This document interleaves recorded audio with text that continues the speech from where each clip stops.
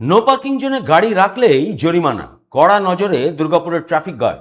সাধারণ মানুষের নিরাপত্তা ও শহরের যান চলাচল স্বাভাবিক রাখতে বিশেষ অভিযান শুরু করেছে দুর্গাপুর আসানসোল পুলিশ কমিশনারেটের দুর্গাপুর ট্রাফিক গার্ড।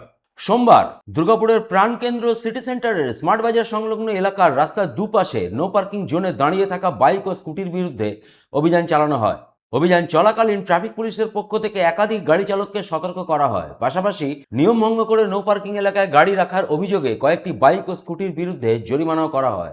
ট্রাফিক কর্তৃপক্ষের দাবি, রাস্তা যাতে যান চলাচল ও পথচারীদের জন্য নিরাপদ ও চলাচলযোগ্য থাকে সেই লক্ষ্যেই এই উদ্যোগ নেওয়া হয়েছে। অবৈধভাবে রাস্তার ধারে গাড়ি পার্কিংয়ের ফলে যানজটের পাশাপাশি দুর্ঘটনার আশঙ্কাও বেড়ে যাচ্ছে। তাই নিয়ম মেনে নির্দিষ্ট পার্কিং এলাকায় গাড়ি রাখার জন্য চালকদের প্রতি আবেদন জানানো হয়েছে। দুর্গাপুর ট্রাফিক গার্ডের এই পদক্ষেপকে স্বাগত জানিয়েছে সাধারণ মানুষ। তাদের মতে নিয়মিত এই ধরনের অভিযান চালানো হলে শহরের ব্যস্ত এলাকাগুলিতে যানজট অনেকটাই নিয়ন্ত্রণে আসবে এবং পথচারীদের চলাচল আরও নিরাপদ হবে। কি করাতে? বাইকটা কেন? এখানে নো পার্কিং বোর্ডটা লাগিয়ে রেখেছে, ঠিক করছে। আচ্ছা, হ্যাঁ, আর কিছু বলেছে?